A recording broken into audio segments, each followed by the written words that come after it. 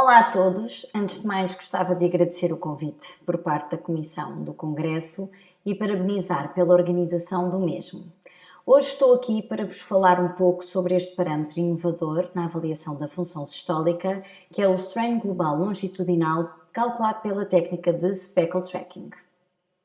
Ora, um dos objetivos principais de um estudo ecocardiográfico é avaliar a função cardíaca e existem vários parâmetros ecocardiográficos desenvolvidos para quantificar a função sistólica.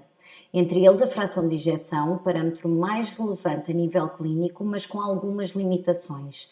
Sendo um parâmetro que avalia mudanças de volume e não contractilidade, depende de vários fatores, como a frequência cardíaca, a pré e a pós-carga.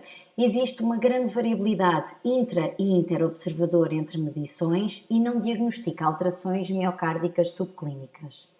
Ora, e o que são alterações subclínicas? São alterações que ainda não estão evidentes e não podem ser avaliadas pelos parâmetros existentes.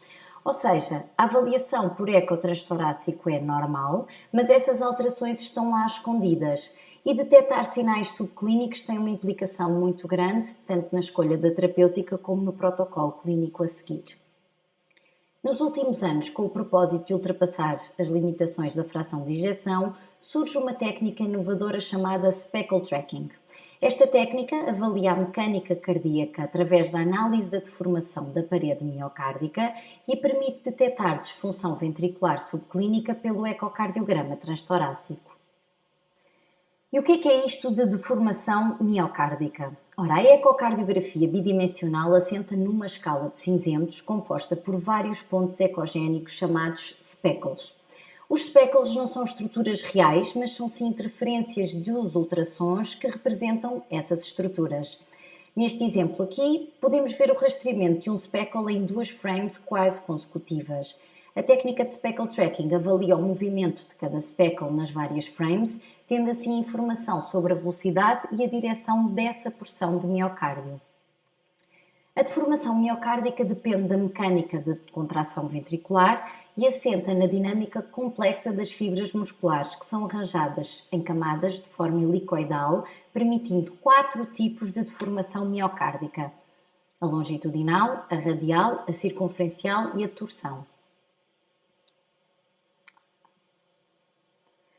Existem assim 3 tipos de strain: o strain longitudinal, o strain radial e o strain circunferencial, sendo que a deformação positiva significa alongamento ou aumento no comprimento em comparação com o comprimento inicial e deformação negativa representa o encurtamento ou diminuição do comprimento. O strain longitudinal e circunferencial apresentam um valor negativo e o strain radial apresenta um valor positivo. O valor de strain é um parâmetro quantitativo, existindo vários valores de referência, aqui representados a vermelho, e é importante ter em conta que dependem muito do equipamento, marca e modelo utilizado. Ora, nos últimos tempos o strain global longitudinal ganha cada vez mais significado clínico e surge como um parâmetro de avaliação da função sistólica. O valor dado pelo software representa uma média de todos os valores de strain, de todos os segmentos avaliados, e o valor normal está geralmente entre os menos 16% e os menos 22% ou mais. Sendo o strain um valor negativo, para evitar confusões, o parâmetro deve ser avaliado na sua forma absoluta. Ou seja, uma descida do mesmo significa diminuição da função. Neste caso, por exemplo, menos 21,6% de strain global longitudinal representa uma melhor função sistólica do que um strain médio de menos 14,3%. Uma redução do valor do strain global longitudinal abaixo dos 15% identifica disfunção do ventrículo esquerdo. Devemos suspeitar de alterações subclínicas quando num exame bidimensional e Doppler normal encontramos valores de strain diminuídos ou alterações no perfil das curvas de strain, mas isso já vamos falar mais à frente. Ora, agora o mais importante para um ecocardiografista, mais até do que perceber o impacto clínico deste parâmetro, é ter a noção que o speckle tracking é uma técnica assente num protocolo complexo e tecnicamente muito definido. E eu gostava de vos explicar o passo a passo para obterem valores de strain corretos e como ultrapassar os obstáculos que insistentemente aparecem quando a avaliação deste parâmetro. Ora, as 3 bases da avaliação pela técnica de speckle tracking são: o eletrocardiograma tem que estar presente, e com muito boa qualidade técnica. Devem ser realizadas aquisições com boa qualidade técnica nas 3 incidências por via apical e as imagens são trabalhadas posteriormente à aquisição do vídeo. A qualidade de imagem. Otimizar a qualidade de imagem bidimensional é das coisas mais importantes neste tipo de avaliação, de forma a que o software consiga avaliar bem os speckles. Pequenos artefactos, imagens subótimas, reverberações, segmentos não ou mal visualizados levam algumas vezes a estudos não conclusivos. Portanto, todas as regiões miocárdicas devem ser visualizadas, a mão deve estar firme durante os segundos da aquisição e, se possível, devemos pedir ao paciente para não respirar durante essa aquisição. Nestes exemplos, por exemplo, verificamos em A a não visualização da totalidade dos segmentos e em B a passagem de uma via para a outra, o que inviabiliza ambas as aquisições para avaliar o strain. Ora, na avaliação do strain global longitudinal, a frame rate deve estar entre os 40 e as 80 frames por segundo para uma melhor otimização do rebordo endocárdico. A frame rate é a frequência na qual imagens consecutivas, chamadas frames, aparecem numa aquisição de vídeo. E a gestão da frame rate é muito importante na avaliação de qualquer imagem em movimento. Frame rates mais baixas não permitem um rastreamento seguro de cada speckle e frame rates mais altas vão alterar a resolução espacial. Ou seja, na maior parte do tempo nós temos uma luta para conseguir frame rates mais altas e é isso que eu vos queria direcionar aqui. Então, neste exemplo, nós começamos com uma frame rate de 27 frames por segundo. Diminuindo a profundidade, como podemos ver em B, obtemos uma frame rate de 34, o que é ainda insuficiente para uma boa análise dos speckles. Então, podemos diminuir o setor o mais possível, como vemos em C, conseguindo então as 48 frames por segundo. Às vezes não é fácil alcançar uma boa frame rate, especialmente em ventrículos dilatados, que tornam a diminuição da profundidade e do setor inviável.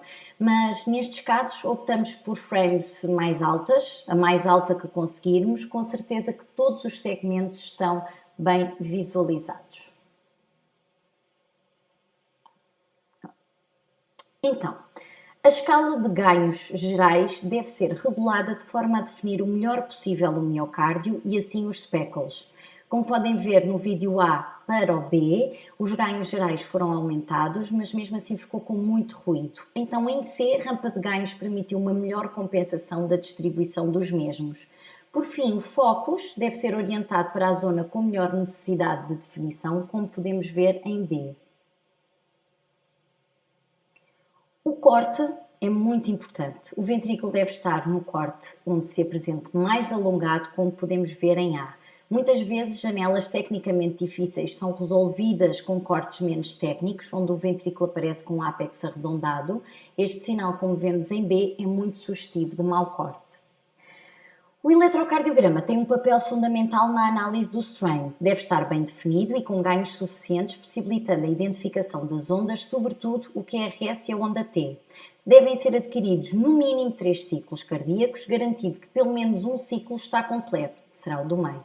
As aquisições devem ser realizadas com a frequência cardíaca idêntica ou muito próxima. Após o tratamento certo da imagem bidimensional, devemos fazer aquisições nas 3 incidências apicais com qualidade suficiente para serem posteriormente avaliadas. Então, chegamos à fase em que temos que analisar os vídeos, que normalmente ocorrem offline, com calma e sossego. E todo o ecocardiografista que faz strain vai concordar comigo quando digo que muitos strains foram deitados ao lixo nesta fase, quando percebemos que aquele segmento ficou com uma sombra acústica ou que seguramos mal a sonda, o eletrocardiograma estava com poucos ganhos, por isso a fase anterior é tão importante e se não tivermos boas aquisições não teremos certamente um bom strain. Então, devemos sempre, nesta fase, começar por avaliar a via apical 3 câmaras. Depois de selecionada, devemos definir o tempo de fecho da válvula aórtica, identificado como AVC, Aortic Valve Closure, e o tempo de fecho da válvula mitral, identificado como MVC, Mitral Valve Closure, como podemos ver indicado pelas setas amarelas, de forma a definir os timings certos do ciclo cardíaco. No exemplo apresentado, a marcação dos tempos do ciclo feita pelo software está incorreta. Como podemos ver em A, o software não só avaliou a onda T como sendo o QRS, como só tem um suposto QRS na linha temporal. Esta curva de strain não pode ser avaliada. Em B, o mesmo paciente, mas noutra aquisição, com os ganhos do eletrocardiograma alterados, já com a definição dos timings do ciclo correta e com presença de 2 QRS bem definidos. E como podem ver, faz toda a diferença no valor médio de strain. ROI são as siglas para a região de interesse que representa a área ocupada pelo miocárdio. Devemos definir 3 pontos no endocárdio em sístole. O primeiro ponto marcamos no endocárdio basal do septo, sem incluir o anel mitral. O segundo ponto no ápex e o terceiro ponto no endocárdio basal da parede contralateral, também sem incluir o anel mitral. A ROI é definida automaticamente traçando 3 linhas, uma que define o endocárdio, outra que define a porção média do miocárdio e outra que define o epicárdio, e esta deve ocupar todo o miocárdio. Normalmente são necessários alguns ajustes que podem ser feitos manualmente, tendo em conta que não se deve incluir o anel mitral, trabéculas e os músculos papilares. No caso de ventrículos com espessura das paredes maior ou menor, a espessura da ROI deve acompanhar essas alterações, tal como vemos no vídeo em B. Após todas as correções à ROI, damos o OK para finalizar a análise do software. E depois de fazer este protocolo nas 3 incidências apicais, obtemos os valores segmentares de strain, o strain global longitudinal médio, o mapa ventricular, também chamado bullseye, as curvas de strain. E não esquecer que o valor de strain global que devemos avaliar é o médio, que vem representado como average. E agora vem o mais complexo, que é a interpretação. Esta fase é essencial, pois é aqui que chegamos à conclusão se podemos colocar informações no relatório ou não, se algo falhou, e tanta coisa pode falhar, se temos que voltar atrás e analisar as imagens de novo. As curvas de strain são a primeira coisa a avaliar e são esquematizadas da seguinte forma. Cada curva tem uma cor e representa um segmento codificado com a mesma cor. São apresentadas num gráfico em que o eixo dos Y representa o valor de strain e o eixo do X representa o ciclo cardíaco a nível temporal representado pelo eletrocardiograma.